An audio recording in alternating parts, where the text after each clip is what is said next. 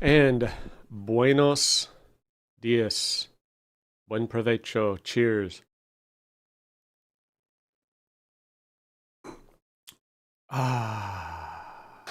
Happy Friday.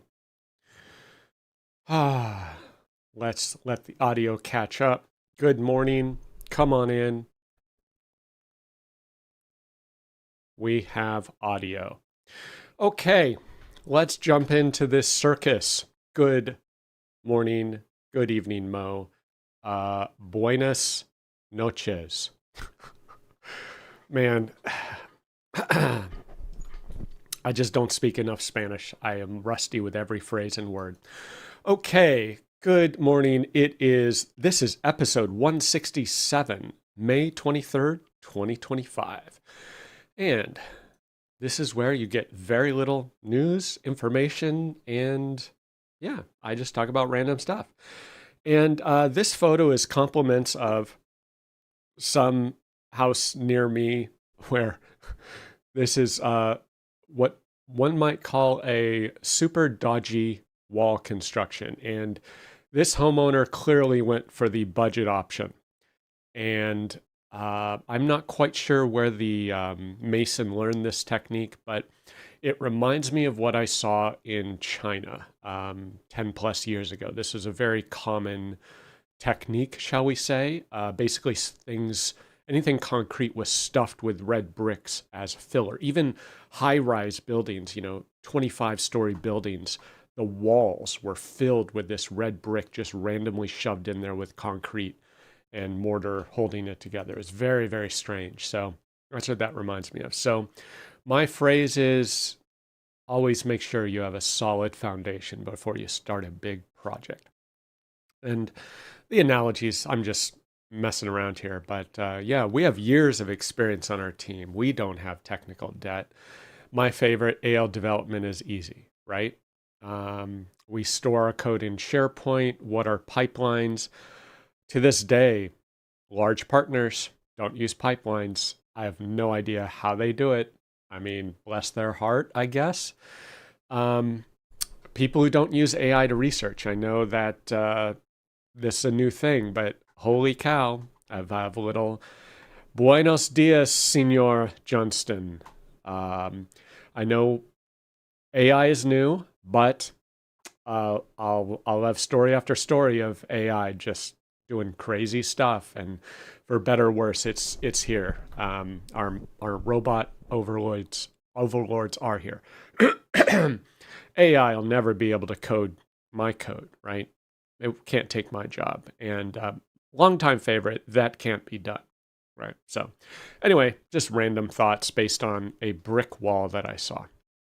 So, the weekend, El fin de semana, meaning last weekend, after returning from Dynamics Con, we were all exhausted. I was exhausted. Tanya, everyone I talked to, was just wiped out for whatever reason. It's just the conferences wear you out. And um, interestingly, just the 2 hour time zone change from Pacific to Central, man, it just really messes up your body clock. I don't know why. In Chicago, I was waking up at 4 a.m., which is 2 a.m. Pacific time. So I don't know how that works, but it was, as my grandmother would say, it made me discombobulated. So you will notice those gleaming white pool filters, third cleaning to get my pool in tip-top shape for the summer so that no one can swim in it. Yes, that is my job, but it is now all set. All of my pH and chlorine are all balanced. Everything is dialed in, and I am once again a professional pool man. So it is cool. And a friend pinged me, said, "Hey, do you want to play some Warzone Verdansk?" And if you know what that is, you'll know what I'm talking about. And I'm terrible at it, but he he graciously agrees to go along and invite me to games. And so started playing that a little bit. It's very, very challenging game, but we had some fun. So that was the weekend. Took a little bit of break from work. Weekly projects. It's been a busy week, man. It flew, but I don't know that I got anything done. Last week, I I can't remember if I mentioned it in the live stream, but we think there was a breaking change for my customer at least in BC version 26.0. And the claim from a third-party developer who is calling web APIs to insert purchase invoices is that the default dimension set lines behavior changed from 25.5 to 26.0. Now, it could be anything, but just coincidentally, the integration stopped working and generated a very specific error the morning after the 26.0 upgrade in their environment. And that has introduced all sorts of interesting questions, which maybe another episode, I don't know, I'll see how much I get to in this one, but I now have the enviable job of trying to figure out what went on. I don't see any difference in behavior via the UI. So now I have the tedious job of trying to reconstruct API calls in 25.5 and 26.0 to see if I can reproduce this behavior, which it's not easy to do. Customer has a different environment, right? So I'll see. I'll use AI to prepare the payloads, prepare the call, figure out how to set up Postman, and call these two environments. So yeah. Microsoft MFA fun. I am slowly restoring my MFA codes in Microsoft, or MFA setup in Microsoft Authenticator after losing my phone in the ocean. And I am now taking a different approach now that I understand Microsoft Authenticator and the MFA requirement for Microsoft accounts. And I'm essentially decreasing the security of my logins because when you lose your phone, Microsoft Authenticator only, you are in trouble. You will not have a fun time trying to restore that, especially in some small environments where it's just, say, me and my developer, or just me, I set up an environment. You could totally lose access to that environment. It becomes a big hassle. More podcasts published for the 6 of you who are listening to this in audio-only podcast form while doing laundry, walking the dog, or, I don't know, scrubbing mildew out of the shower. I'm not quite sure. You will be thrilled to see that I am catching up on episodes. And by I mean Mauricio. Thank you, Mauricio. Wow, look at that. That tells you how on it I am. I have BC v26 breaking change twice. Okay, which then leads to the discussion deferring BC updates. How are you all deferring BC updates? If I've got 20 customers, that's 80 environments, and that is a very tedious process. Now, Ronald did prototype pushing out dates via Power Automate, but you need to have admin API access to do that via Power Automate, which becomes a management hassle, and it just introduces all sorts of other questions. So how do you automatically, or how are you managing the deferral of all of your customers, all of your environments? I met with a partner who had over 200 customers. That's 800 potential environments. That's crazy. There's no way you can manage that manually. So do they just let it roll and let Microsoft choose the upgrade date? We are finding that is not a viable option. Microsoft MFA, as I mentioned, I am now going full on, like, shotgun, every option available on aka.ms MFA setup. If you have not done this for your Microsoft Authenticator entries, I highly recommend it. You go to MFA setup there, you log in, you will be forced to use Authenticator or whatever to enter your code or do number matching. Make sure you have a phone number is my recommendation. Yes, phone number SMS authentication decreases your security, but guess what? When you lose your phone, you're not, or when you lose your phone, having these backup options is nice. And a second story about this in a moment. Password authentication, that's standard, but you're forced to do MFA. Authenticator app. This is when you add a sign-in method, choose Microsoft Authenticator, which is very unintuitive, and then there is a link in the dialog. It says use another authenticator app. Choose that option and have the TOTP set up in your password manager. I use RoboForm, 1Password. If you're one of the unfortunate people still using LastPass, Keeper, you name it. Whatever it is, as long as it supports TOTP, add that to this MFA setup by clicking Microsoft Authenticator, use another authenticator app, and add your TOTP. Trust me, folks, that's what I'm doing. And then I found you can add multiple Microsoft Authenticator entries. So I've got my phone and I've got my iPad. The chances of me, despite my skill at this sport, losing both of those devices in the ocean is very small, thankfully. So I may lose my phone, I may lose my iPad, and as unlikely I will lose both simultaneously unless it's stolen or something. So that is my recommendation. And also you can add email recovery. So these are basically extra recovery methods. I think it defaults to number matching, but you can have these as backups. I strongly recommend setting these up if your corporation policy allows it. Mine does, thankfully. I talked to the boss. And on Monday, lunes, Ronald is doing Continua training, Continua expense management training.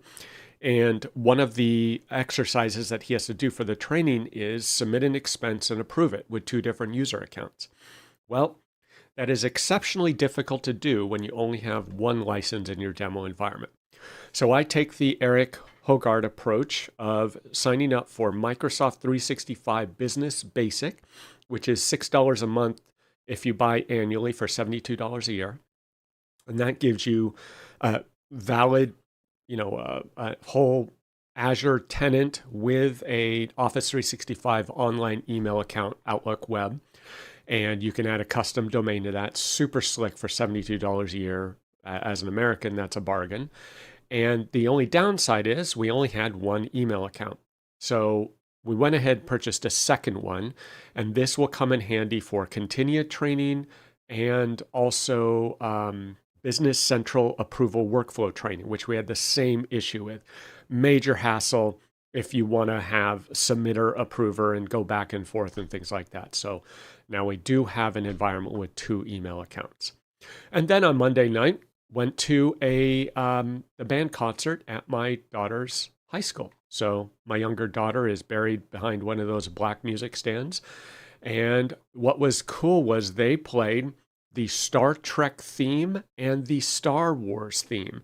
And while listening to those, you realize how long it has been since you heard the entire theme played in one place.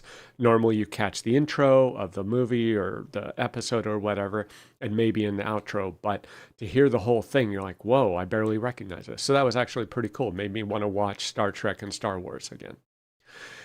Moving on to Tuesday, martes. BC versions and upgrades. I mentioned this briefly. So let's say you have 20 Business Central customers as a partner, and you do not want them to automatically upgrade. Our estimation is you have roughly 45 days, 30 to 45 days, somewhere in that range, because Microsoft appears to wait a month minimum based on our very few tests of our environments. So let's say 26.0 comes out in April. Around May, the upgrades start getting scheduled.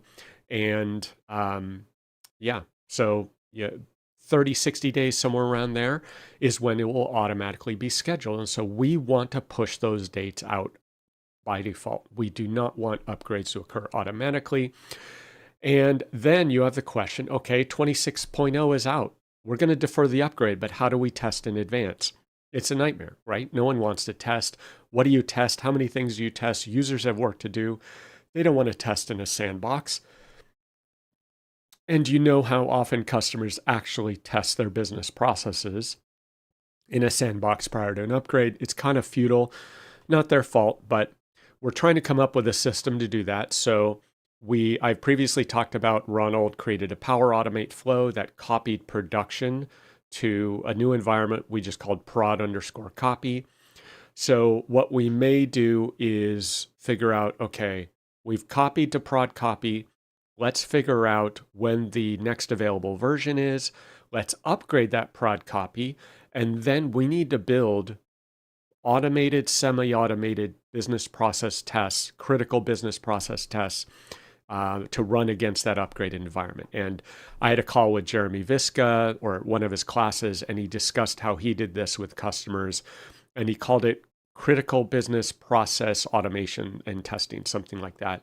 And it was a full AL test script or test app that did the detailed testing. And the downside is that costs money. So we'll see what we can come up with between page scripting and some AL testing and some vibe coding to make that happen. DevOps permissions. I am not a fan of DevOps permissions, and I fully admit it's due to my complete lack of understanding, training, and ignorance, kind of like that brick wall you saw. That's me in DevOps. But the design is horrible. Like the UI to find permissions is a nightmare. The navigation and configuration of permissions is a nightmare. It's all these funky proprietary things that don't make sense, like stakeholder versus basic. Like basic gives you full permissions, stakeholder does not give you permissions. Like what? So just not well designed. So I fought with it for a few minutes, trying to give Franklin permission, finally asked Perplexity, gave me instructions. I posted on Twitter and someone says, well, technically that's not correct. There's all this other way of doing things. I'm like, oh, I give up, right? So if you use DevOps permissions, someone told me at DynamicCon, what? DevOps permissions is easy. It's like, yeah, you're probably just giving everyone full admin rights, because I'm telling you, if you're restricting permissions to individual repos or collections or organizations, it is not easy. It is an absolute mess to manage. And like, we want Franklin to be able to create a project within an organization. In order to do that, he needs to be like project collection administrator, or you need to have a custom security group, or someone else needs to create the project and then give him permission. It's super tedious. So I don't yet have a solution. So if anyone is a DevOps security permissions expert, hit me up. Like, what am I doing wrong? VPN vulnerabilities. Before we get to that, I have this article here, which I clearly did not do the animations right. Krebs on security hit with near record 6.3 terabit per second DDoS. That's brutal. Back in the day, websites and bloggers or whoever was being attacked, they would actually get dropped by the ISPs and service providers because the DDoS attacks were just too big of a liability for the hosting providers. Krebs is obviously a special case, and I think he uses Cloudflare. That's my guess. But one of the largest denial of service attacks that has occurred to date based on that volume. VPN vulnerabilities. Yeah, I got this wrong. One moment. Let me try to fix this. So let's bring the front. And ta-da! VPN vulnerabilities. I got this email from SonicWall, which I have their VPN appliance and their firewall. And my reading of this is basically, we give up on VPN appliances. And if you are using our VPN appliance, it is no longer supported. You need to switch to something else, unplug that bad boy. And this is after I've literally received an email from them saying there is a 0-day, literally unplug the appliance. It is not secure at all. And then they sent me an update which bricked the device. I had to return it, get an entirely new physical device. I've had multiple bricks on their appliances. So yes, suboptimal. So due to multiple and persistent vulnerabilities in VPN applications, SonicWall strongly urges customers to migrate to alternative remote access solutions, such as their Cloud Secure Edge or SMA 1000 series. I don't know what they're doing differently in SMA 1000 versus their 100 series, but I have a 100 and it's been unplugged for months because it's insecure. Strongly urges organizations using older versions of SonicWall firmware to follow guidance to upgrade as soon as possible. So I have a meeting, I think next week, with a SonicWall reseller and technical rep to get a demo on their Cloud Secure Edge offering, which I'm hoping is like a Tailscale that does not involve open ports on my network. And next up, podcast catch up. like I said, for the 6 of you listening on the podcast, thank Mauricio of Berlin, El Salvador, for helping me with podcast syndication. So he is helping with the audio editing after the live stream. He takes the audio file, does a little bit of cleanup. He posts it to Buzzsprout, and then he syndicates it on Buzzsprout, LinkedIn, and Twitter. And so he does posts on those platforms, and Buzzsprout broadcasts it to all the major podcasting platforms. If there's one where it's not available, let me know, and I'll see if Buzzsprout supports it. So thank you, Mauricio, for catching up. And once again, I have messed up the slides and floated. There we go. So we have the podcast. That's podcast.stevendo.com, where all the episodes are listed. And you can also find it in your favorite podcast player. And then there's the tweet on Twitter. And there is the LinkedIn post. So thank you, Mauricio. And show notes are in those subsequent posts of the podcast and on LinkedIn. So listen up, enjoy. Wednesday, miércoles. Okay, I already kind of beat up on the BC Upgrade default dates. I really, really wish that BC Admin Center had an option to always defer BC upgrades to the latest available date. Like having to go into every single environment and defer that upgrade date is crazy. So we're going to try to come up with a solution. One potential solution is Power Automate. The other is our BC Admin dashboard that Franklin is developing. And I assume we're going to have to use job queues unless we expose those tenants and use Power Automate based on what's in BC Admin dashboard. We'll see. And as I mentioned, trying to get things set up with DevOps with Franklin so that he can create projects and get working on his own. There's the fun thing with BC Upgrade default dates. And so one of my environments, 26.1, is defaulting to June 10th. And I don't know when 26.1 came out. If it was May 1st, then that's basically a 40-day deferral period as the default upgrade date.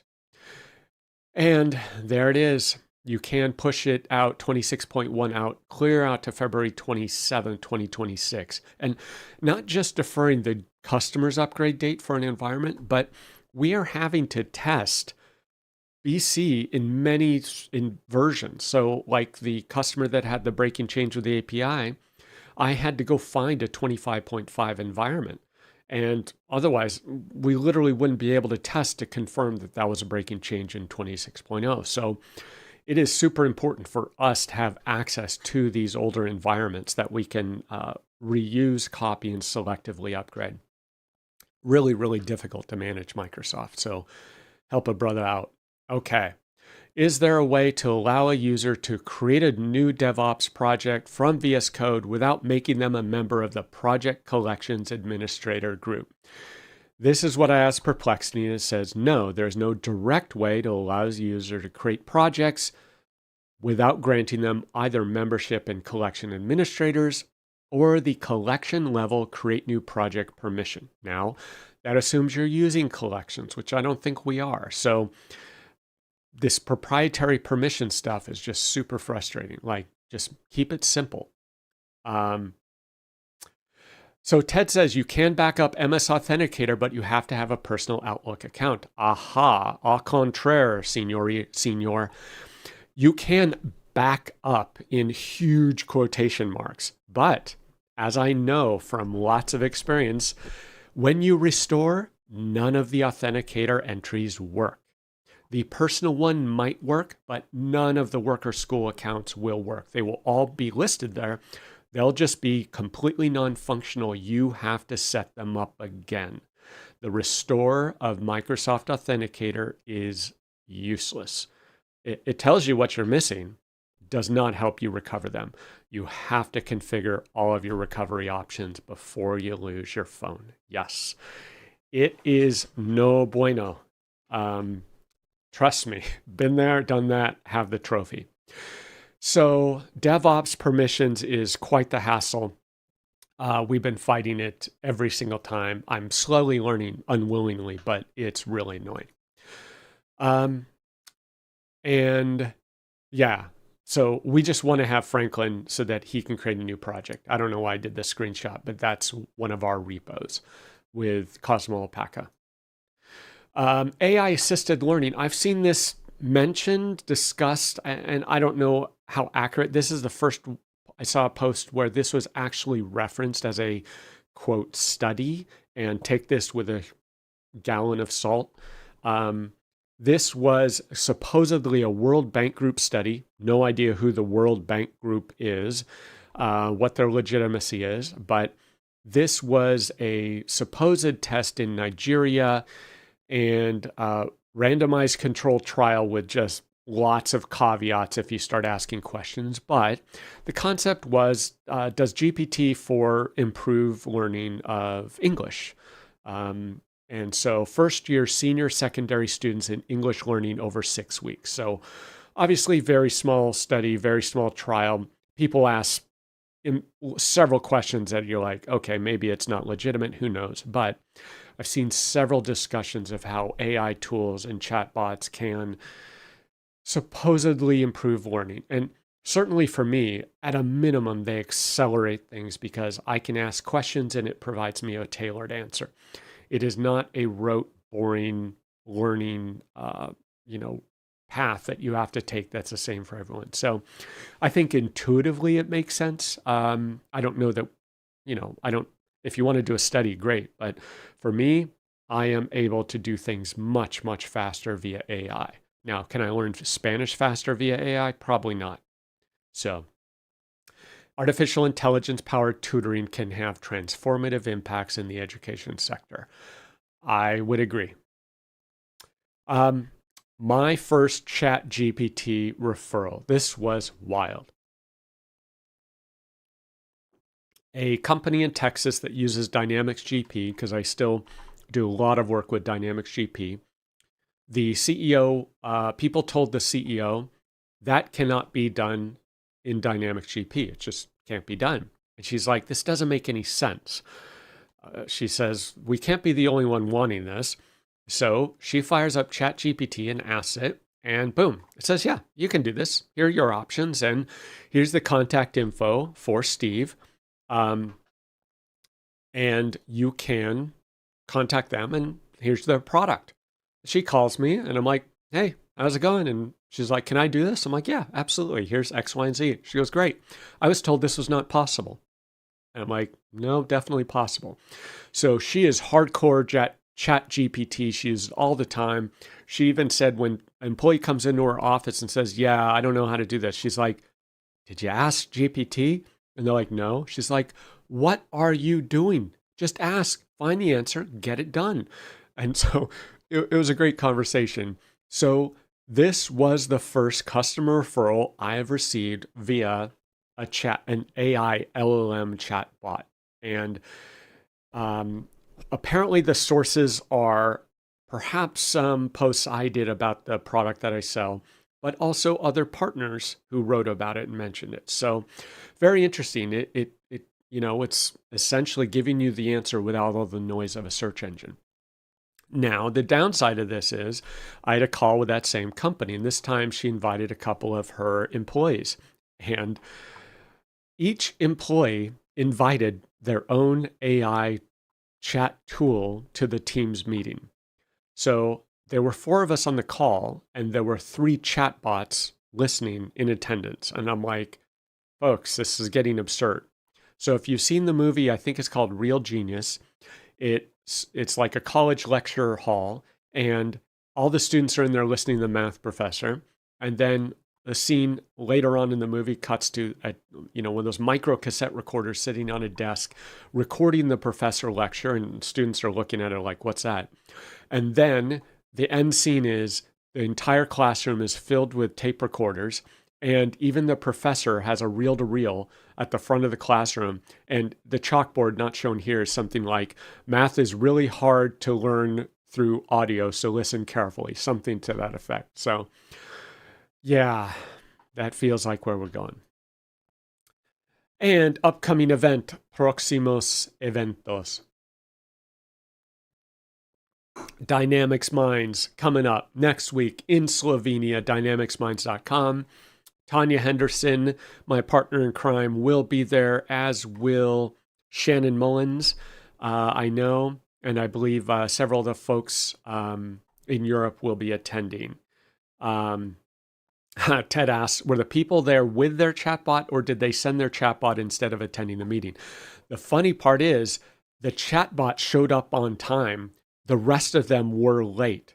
It's hilarious. So we're in the meeting, and the CEO pops in. She says, oh, I'm waiting for the other team. So the chatbots start popping in and asking me for permission. I'm like, what is going on? Finally, the employees join late. So the chatbots are on time, right? And they're recording the meeting right away, or whatever they're doing. The employees come in late and just sit there, and I could see them doing their email or whatever during the call, not paying attention. So I portend the decline of certain qualities in business. Dynamics Mind next week. You will see them there. BC Tech Days, June 12th and 13th in Antwerp. And a ways off, thankfully, Summit NA, October in Orlando. I submitted 2 sessions to Summit, and we'll see if they get selected. And if they don't get selected, I will need to face the dilemma of, do I pay the not insignificant registration fee for that conference? And Thursday, Jueves. Oh my gosh, yesterday. What a day. This was, I'm just kind of in awe. It started at 7 a.m. when I go to make coffee, and the kitchen sink is completely clogged. And I'm like, what? And of course, my family would never pile dishes in both sides of the sink, right? So of course, I've got to clean that up. I've got to call a plumber. Thankfully, the plumbing company was super cool. And the plumber comes out, and he looks under my sink. He says, bro, you have a mouse under your sink. Like, great. So I have a clogged sink. The plumber is here. He's working on the sink. But then I learn I have a mouse under the sink and behind the dishwasher. Welcome. And the day is just getting started. So then, because of the clogged drain of the sink, the dishwasher was running that morning. Excuse me. Well, the clogged drain caused the dishwasher to back up as it's trying to drain, and now it has a fault code. It thinks it's flooding the kitchen. It's not, fortunately. That would be fun. But it's now a fault. I know what's causing it, but it means I need to take the kick plate off, pull it out, and remove some water from a tray underneath, which potentially will release a mouse into our house. So I got to deal with the mouse first before I pull the thing out and let the mouse or mouse family, who knows, entire nest run around in my house, because my cats are going to be useless, right? So then I had that fault code, so the dishwasher no longer works. And then I go to pick up my daughter at 4 p.m. and I'm like, why isn't my car stereo playing? And I unplug my phone, I plug it back in, and Apple CarPlay can be really flaky. So I even at a stoplight, turned off my car completely, restarted my car to reboot the stereo, still doesn't work. And I hear this booming sound, like boom, boom, boom. I'm like, oh, that's the car next to me. Until I hit pause on my stereo, and I realize, no, that's my car. The subwoofer works, none of the other speakers work. So something about the amp behind my head unit is my guess. The fuse is good, so I got to tear open the dash and figure out. So yeah, my car stereo doesn't work. The head unit works, AirPlay works, everything appears to work. It's just no sound is coming out from the speaker. So that was yesterday, all in one day, all while I'm on calls with customers, doing demos, doing support tickets, talking to Berlin. It was absolutely bonkers. And it gets better, actually. So I finally, belatedly booked my flight to El Salvador. And I'm departing on June 3rd. And then I'm like, oh, okay, I'm going to be in Utah end of May. So I didn't know what time I'd come back. So I went and booked my flight. And I booked a flight on June 4th to come back from Salt Lake City back home to LAX. And I was all happy about myself. I was like, yeah, great, got all my flights booked. And then a couple hours later, it dawned on me that June 4th is after June 3rd. So that means I'm returning from Utah after my flight to El Salvador departs. I am a genius. That's my mental state yesterday. So I had to cancel that flight, rebook it, and it was actually cheaper. But yeah, I gave up at the end of the night. So I rebooked a June 1 so that I could get home, pack, and head to El Salvador. Good time. And yeah, fortunately, I don't think I have a mouse in my car. I have seen videos of that where they just destroy the wiring of the car. That is crazy. I am hoping that is not the issue. Yeah, hoping I don't have a fire in the car because I've seen that as well. A car stereo with the amp wire can cause a fire. So yeah, that's welcome. It was wild, wild day. DynamicsCon regional meetups, dynamicsusergroup.com/meetup/regional-meetups. That is a mouthful. Doug, you may want to look into a short URL for that puppy. We have Toronto in June, Ghana in July, Kenya, July, Denver in August, Dublin in August, and Dallas in September. Double check the dates as always because they can change. And Friday, today, TGIF, customer call. Yes, we have an ongoing call that we've had since the customer went live, I think in November, December. And BC has had a bug in it since November 2024 or earlier. We were just aware of it in November 2024. We are waiting for it to be fixed. Still, it was supposed to be kind of 26.0. No, nope.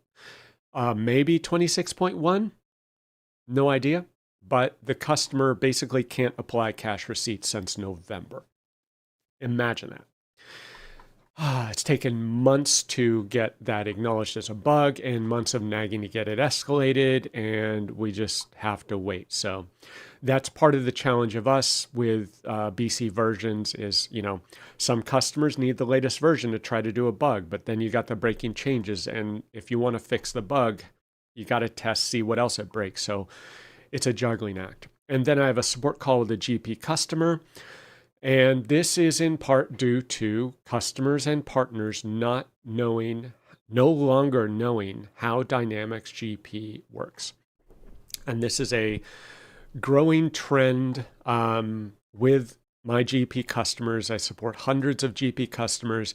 I will get on a call and they literally do not know how batch posting works in Dynamics GP. It appears they've never been trained. Maybe, there's been turnover in their accounting department, but the customer does not know, the partner barely knows, and it is a problem. So I empathize with you, GP customers. The product is fine, but your support options are dwindling, unfortunately. And I will have the first Berlin English Academy planning meeting with Ronald. We are constituting a new organization called Berlin English Academy that is going to be providing intermediate to advanced English training lessons, everything from American English pronunciation, all the way up to job skills, call center skills, resume prep, typing, you name it. As part of this Berlin English Academy, we'll be hosting that in our office in Berlin, El Salvador. So we have a dedicated classroom in the office that will be for Berlin English Academy for classes, lessons. Students in the E4CC program can go there to do their English classes in a quiet, comfortable office space. So Ronald is heading that up, and we're building that new program in Berlin, El Salvador. It should be pretty cool. So that is today. Summit NA road shows, Columbus and Chicago and Philadelphia in June. And we have Seattle in July, Madison and Nashville in August. Double check the dates. dynamicscommunities.com/summit-roadshow. That is also a mouthful. Excellence update, all BC, all the time. We are getting into the thick of it at the ERP Center of Excellence in El Salvador. Jocelyn is jamming on Power BI. She is going to become a very busy person with Power BI, because if you know Tanya Henderson, she loves her Power BI financial reports, and those are humdingers, let me tell you. So Jocelyn is eagerly, for some reason, she's eagerly diving into those Power BI reports. She is working on an EFT file format in the data exchange definition in BC, learning about that. And she just cranked out a check format yesterday. Easy peasy. So she is becoming a BC expert all around. And then David, he is a glutton for punishment. He is preparing configuration packages for a large BC new customer, big implementation, and he is going to be shadowing Tanya for a couple weeks. Very large implementation, a lot going on. So he is going to essentially be the primary resource on that full BC implementation. So he's diving in head first. And then we have Ronald. He is training on continuing expense management still, and we potentially have some Power Automate projects for him finally after all that training he's done, for better or worse. And Franklin, DevOps projects and challenges, as I mentioned. He is finalizing a customer PTE that he developed with Cursor.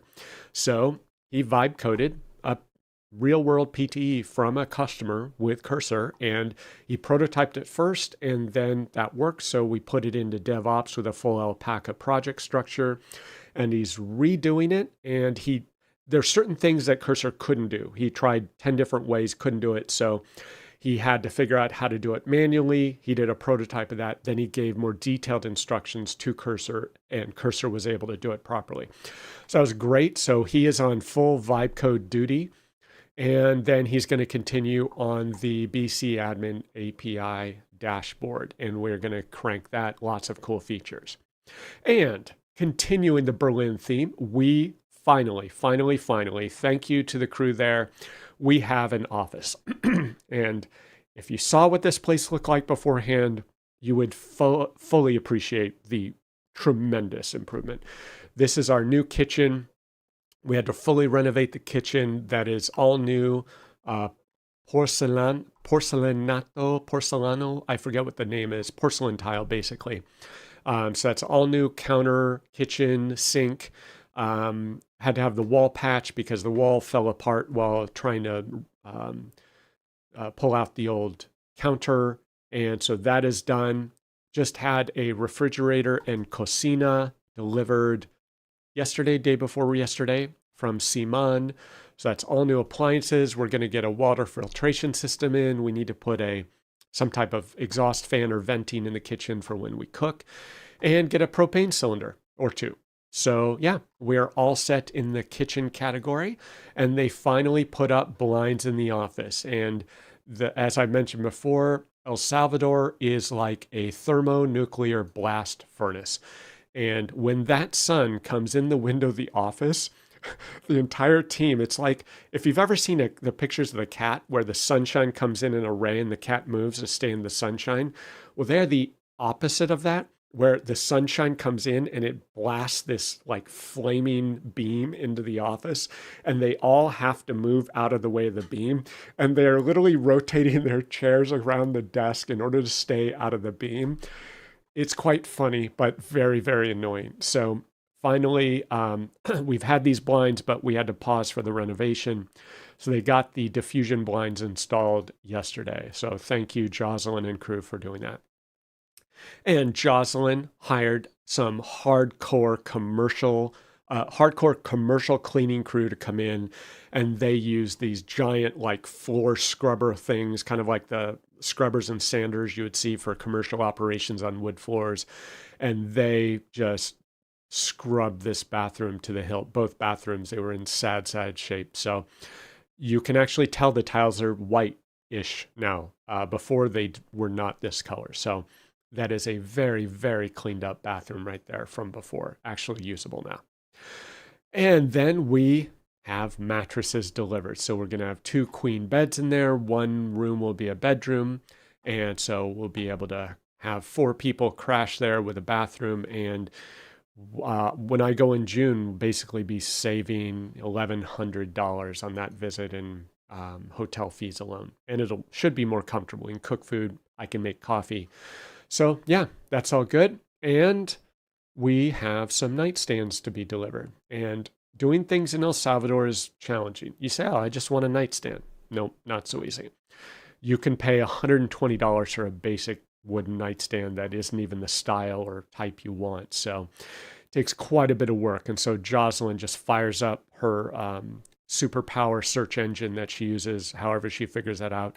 And there we have some basic nightstands, $30, perfect for what we need. And I need to import lamps because it is difficult to find specific items there. So I'll be bringing those in my luggage. And I don't think I have anything on this slide. I think I forgot to put anything on here. So yeah, that is what I've been up to. And hope you're learning something, having a good week. I hope you had fewer mice, fewer clogged drains, fewer disposal and car stereo problems than I. But yeah, life's an adventure. And so that is episode 167, May 23rd, 2025. So get out there, learn something, enjoy. Que tengas un buen fin de semana. Adios.